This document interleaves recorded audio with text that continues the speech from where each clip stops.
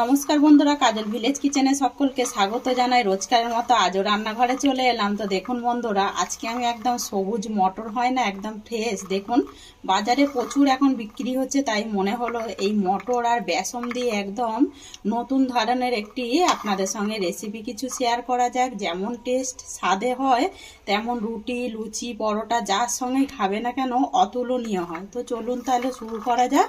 তার জন্য দেখুন বন্ধুরা, আমি এখানে মটর নিয়ে নিয়েছি ছাড়িয়ে বেশ কিছুটা। একটা মিক্সিং জার নিয়েছি, মটরগুলোকে মিক্সিং জারের মধ্যে দিয়ে দেব। দেখুন বন্ধুরা, এখানে আমি মটরটাকে নিয়ে নিয়েছি। এখানে দিয়ে দেব আমি দুটো কাঁচা লঙ্কা, আর দিয়ে দেব দেখুন এখানে আমি আদা নিয়ে নিয়েছি 3 টুকরো। এই আদাটাকে দিয়ে আর অল্প 1 চামচ জল দেব। তো 1 চামচের মতো জল দিয়ে এবারে এটাকে আমি খুব ভালো করে মিক্সিতে দিয়ে বেটে নেব। তো দেখুন বন্ধুরা, এটাকে খুব ভালো করে মিক্সিতে দিয়ে পেস্ট করে নিয়েছি। এবারে একটা পাত্রের মধ্যে ঢেলে নেব। তো আমি সবটা নেব না, এতে 1 চামচের মতো মানে যেগুলো লেগে থাকবে আমি রেখে দেব। এটাও দেখাচ্ছি এটাও কি করব। তো বন্ধুরা দেখুন, বেশ সবটাই আমি ঢেলে নিলাম 1 চামচের মতো। এর মধ্যে রেখে দিয়ে দেখুন এই যেটা রয়েছে এইটাই এর মধ্যে থাকবে। তো আমি এই ঢাকনাটাও মুছে নিয়ে নেব।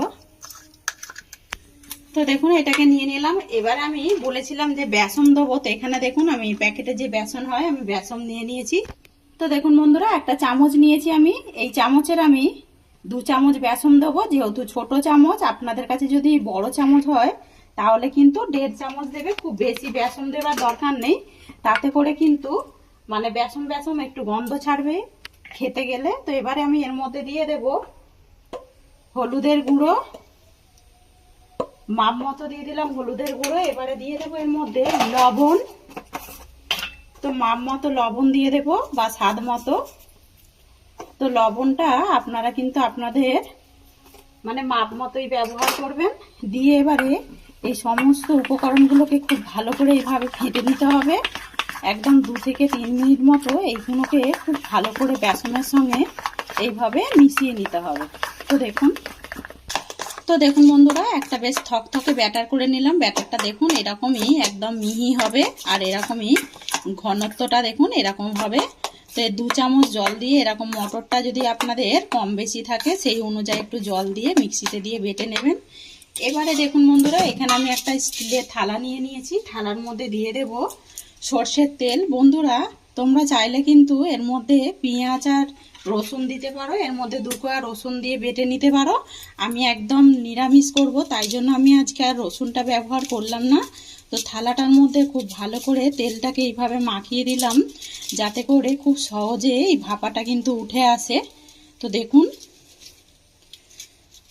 এবারে আমি যে ব্যাটারটা করেছি না, এই ব্যাটারটাকে ঠিক মাঝ বরাবর এইভাবে দিয়ে দেব। তো দেখুন বন্ধুরা, বেশ মাঝ বরাবর নিয়ে আমি এইভাবে একটুখানি মিলে দেব। খুব বেশি মানে পাতলা করব না, এরকমই ঘনত্বটা ঠিক এরকমই, মানে মোটাটা ঠিক এরকমই রাখবো। তো দেখুন এইভাবে আমি একদম পেতে নিলাম। তো তেল দেবার কারণে খুব সহজেই কিন্তু এই ভাপাটা, মটরের যে ভাপা করছি এইটা কিন্তু খুব সহজেই উঠে আসবে। তো দেখুন একদম পেতে নিলাম।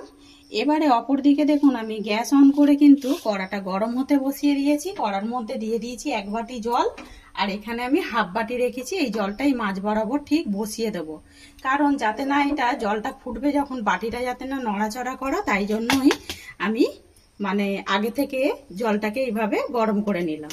তো এবারে যে এই মানে মটরের যে মিশ্রণটা, এইটাকে ঠিক এই মাঝ বরাবর আমি এইভাবে লো টু মিডিয়ামে 10 থেকে 15 মিনিট এইভাবে আমি এটাকে ভাপাতে দিয়ে দেব। চলুন একটা স্পেশাল মশলা করে নেওয়া যাক। এই যে মটরটা রেখেছিলাম, এই মটরের মধ্যে দিয়ে দেব আমি দেখুন এখানে নিয়েছি আদার টুকরো, দিয়ে দেবো একটা টমেটো কোঁচানো, আর বেশ কিছুটার আমি ধনেপাতা ডাঁটিগুলোকে রেখেছি। এই ধনেপাতার পাতাগুলোকে আমি অন্যভাবে ব্যবহার করব, এটা দিলে কিন্তু দারুণ সুন্দর একটা টেস্ট হয়। আর এর মধ্যে দিয়ে দেব 2টো কাঁচা লঙ্কা। তো দেখুন কাঁচা লঙ্কা দিয়ে দিলাম। ভাপা জিনিসে কিন্তু কাঁচা লঙ্কা টেস্টটা কিন্তু দারুণ লাগে। আর দিয়ে দেব 2টো আমি কাজু বাদাম নিয়েছি, কাজু বাদাম দিয়ে দেবো 1 চামচ পোস্ত। যেহেতু আমি নিরামিষ করছি তাই পোস্ত ব্যবহার করছি। আপনারা কিন্তু রসুনও দিতে পারেন। আর দিয়ে দেব 1 চামচ চাল মগজ, দিয়ে আমি এর মধ্যেও ওই 1 থেকে 1.5 চামচ একটু জল দিয়ে আমি এটাকে খুব ভালো করে মিক্সিতে দিয়ে বেটে নেব। তো দেখুন বন্ধুরা, এটাকে বেশ লো টু মিডিয়ামে আমি বেশ 15 মিনিট পর ফিরে এলাম। তো একবার আমি এরকম চামচ মানে ছুরি দিয়ে একটু দেখে নিয়েছিলাম যে কিরকম ভাপাটা হয়েছে, কাঁচা আছে কি নাই। তো দেখুন একদম কিন্তু ভাপাটা ঠিক মাঝ বরাবর হয়ে গেছে। তো এইটা কিন্তু মানে একটু হাওয়া খাওয়ানোর পরে একটু শুকনো করে নিলে এটা কিন্তু বেশ ভালো হবে। একটু নাবিয়ে ঠান্ডা করলে অল্প অল্প যে লেগে যাচ্ছে এটা কিন্তু আর লাগবে না। তো আমি ঠান্ডা করে নেবো, এটাকে নাবিয়ে ফিরে আসছি। দেখুন বন্ধুরা, বেশ কিন্তু ঠান্ডা হয়ে গেছে। ঠান্ডা হওয়ার পরে দেখুন কতটা কিন্তু শক্ত হয়ে গেছে।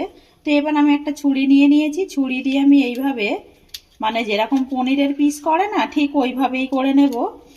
তো বন্ধুরা, এরকম রেসিপি আপনাদের কিরকম লাগলো কমেন্ট করতে কিন্তু ভুলো না। যদি ভালো লেগে থাকে একটা লাইক করে দেবেন আর বন্ধুদের মাঝে এইভাবে শেয়ার করবেন। তো দেখুন বন্ধুরা, বলতে বলতে বেশ পনিরের আকারে এগুলোকে লম্বা লম্বা করে কেটে নিলাম। এবারে এইভাবে আমি যেরকম ঠিক পনিরের টুকরো করে এইভাবে টুকরো করে নেব। তো দেখুন কিভাবে করে নিচ্ছি। বন্ধুরা, এইগুলো কিন্তু লুচি, পরোটা অথবা রুটির সঙ্গে বেশ দারুণ লাগে। দেখুন আর কতটা সহজে দেখুন উঠে যাচ্ছে। দেখুন খুব সহজে কিন্তু এগুলো উঠেও যায়। দেখুন ঠান্ডা হবার পরে দেখুন। তো দেখুন বন্ধুরা, পনিরের মতো লাগছে। তো পুরো কড়াইশুঁটির যে একটা মানে পনির তো সাদা হয়, আমি আজকে কড়াইশুঁটির পনির করে আপনাদের সঙ্গে শেয়ার করলাম। তো আমি একটা ভেঙে দেখাচ্ছি ভেতরটা কতটা সুন্দর হয়েছে। দেখুন এরকমই কিন্তু খাওয়া হয়ে যাবে। দেখুন কতটা সুন্দর লাগছে। অপর দিকে দেখুন কড়া গরম হতে বসিয়ে দিয়েছি, কড়ার মধ্যে দিয়ে দেব সর্ষের তেল। তো দেখুন বন্ধুরা, দিয়ে দিলাম তেল। তেলটা দেখুন খুব ভালোভাবে কিন্তু গরম করে নিলাম। এবারে যে কড়াইশুঁটির আমি পনিরগুলো কেটে রেখেছিলাম এইগুলোকে তেলের মধ্যে দিয়ে দেব।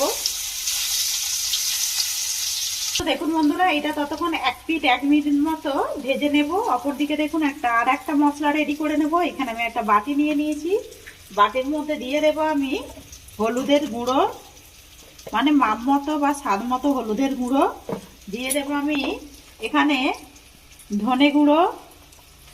এবারে দিয়ে দেবো এর মধ্যে জিরে গুঁড়ো, দিয়ে দেবো ওর মধ্যে লঙ্কার গুঁড়ো।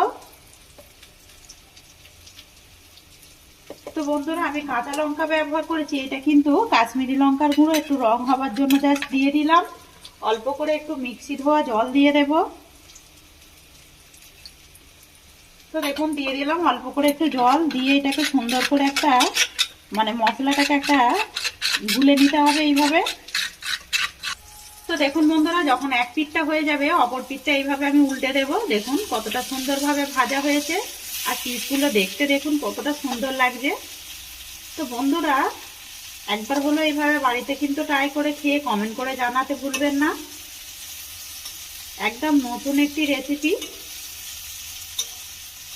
যে কড়াইশুঁটির এত সুন্দর একটা পনির হয় সেটা কিন্তু একদম অবাক করার বিষয়। দেখুন কড়াইশুঁটির কচুরি খেয়েছেন, পরোটা খেয়েছেন, কড়াইশুঁটির এইভাবে একবার তরকারি করে খেয়ে দেখবেন, দারুণ সুন্দর টেস্ট হয় আর দারুণ সুন্দর একটু স্বাদ হয়। তো দেখুন বন্ধুরা, বেশ সুন্দর করে উল্টে পাল্টে ভেজে নিলাম। ভাজাটা দেখুন কতটা সুন্দর হয়েছে দেখুন। তো এবার আমি এগুলোকে সবটাই তুলে নেব। তো বেশ সবটাই তুলে নিলাম। আবার আমি কড়ার মধ্যে দিয়ে দেব সর্ষের তেল। তো দেখুন দিয়ে দিলাম তেল। তেলটা বেশ গরম হয়ে গেছে। ফোড়নের জন্য দিয়ে দেব আমি গোটা জিরে। তো দেখুন ফোড়নটা বেশ ভাজা হয়ে গেছে, একটা সুন্দর মিষ্টি গন্ধ উঠেছে। তখন আমি এখানে যে মশলা গোলা জলটা করেছিলাম না, জিরে হলুদ লঙ্কার গুঁড়ো, ওইটা আমি এর মধ্যে দিয়ে দেব। তো দেখুন বন্ধুরা, বেশ মশলা ধোয়া জলটা মানে মশলাটা দিয়ে দিলাম, দিয়ে একটুখানি জাস্ট ভেজে নেব কাঁচা গন্ধটা যাওয়া পর্যন্ত। তো বেশ সুন্দরভাবে ভাজা হয়ে গেছে। এবার আমি এখানে যে মশলাটা করে রেখেছিলাম এইটাও আমি দিয়ে দেবো এর মধ্যে।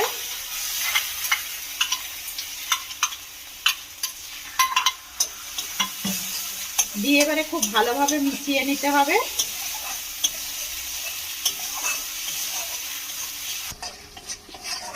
দেখুন বন্ধুরা, মশলা থেকে কিন্তু তেল ছাড়তে শুরু করেছে, একদম কড়ার সাইডটা দেখুন তেল ছেড়ে দিয়েছে। আবার যেহেতু এর মধ্যে বাদাম রয়েছে, এবার আমি এখানে দিয়ে দেব, দেখুন আগে থেকে আমি গরম জল করে নিয়েছি, এই গরম জলটা এবারে এর মধ্যে দিয়ে দেব। তো বন্ধুরা, আপনারাও কিন্তু এইভাবে গরম জল দেবেন। ভাপা কিছু রান্নাতে যদি গরম জল ব্যবহার করা যায়, তার টেস্টটা কিন্তু দারুণ হয়। তো বন্ধুরা, এই ফাঁকে একটু অল্প করে একটু চিনি দিয়ে দেব। চিনি দিলে পরে তরকারির স্বাদটা কিন্তু ঠিকঠাক হবে। যেহেতু নিরামিষ তরকারি করছি, তাই জন্য একটু চিনি দিলে টেস্টটা দারুণ হবে। তো কালারটা দেখুন এখনই কতটা সুন্দর রং হয়েছে, আর দেখতেও কিন্তু দারুণ সুন্দর হয়েছে। এবার আমি এখানে দিয়ে দেব দুটো কাঁচা আর পাকা লঙ্কা চিড়ে রাখা। তো বেশ দেখুন গ্রেভিটা একদম ফুটে উঠেছে। এই সময় আমি দিয়ে দেব যেই পনিরগুলো কেটে রেখেছিলাম, মানে কড়াইশুটির পনির, সেইগুলোকে আমি দিয়ে দেব। দিয়ে একটু মিশিয়ে নেব। এটাকে আমি একটু ঢাকা দিয়ে দেব, 2 মিনিটের জন্য ঢাকা দিয়ে দেব।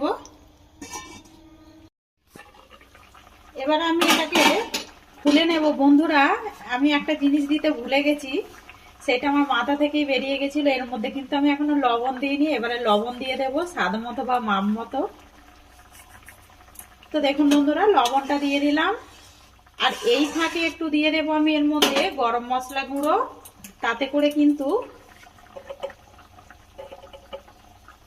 টেস্টটা দারুণ হবে আর খেতে বেশ দুর্দান্ত লাগবে। আর এখন আমি দিয়ে দেব, দেখুন যেই ধনে পাতাগুলো আমি ডাঁটিগুলো বেটে নিয়েছিলাম, ওই পাতাগুলো দেখুন দিয়ে দেব ওপর থেকে।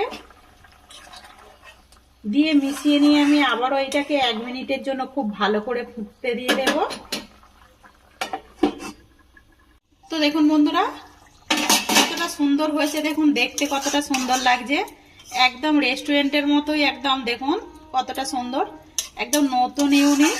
বন্ধুরা, আমি এটার নাম দিয়েছি মটর পনিরের একদম নতুন স্বাদের সবজি রেসিপি। তো রেসিপিটি আপনাদের কিরকম লাগলো কমেন্ট করতে ভুলবেন না।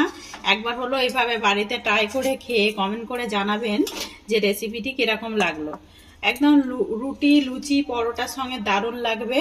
যদি ভালো লেগে থাকে একটা লাইক করে দেবেন, বন্ধুদের সঙ্গে শেয়ার করবেন, আর এই ছোট্ট চ্যানেলটিকে সাবস্ক্রাইবার করে নেবেন। তো দেখুন বন্ধুরা, নামিয়ে নিলাম। ওপর থেকে দিয়ে দেবো একটু ধনেপাতা কুচানো।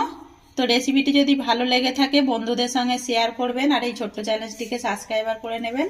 আমার এরকম নিত্য নতুন রান্নার জন্য পাশে থাকা বেল আইকনটি প্রেস করবেন। সবাই ভালো থাকবেন, সুস্থ থাকবেন। ধন্যবাদ। আবারও কোনো নতুন ভিডিও নিয়ে ফিরে আসবো।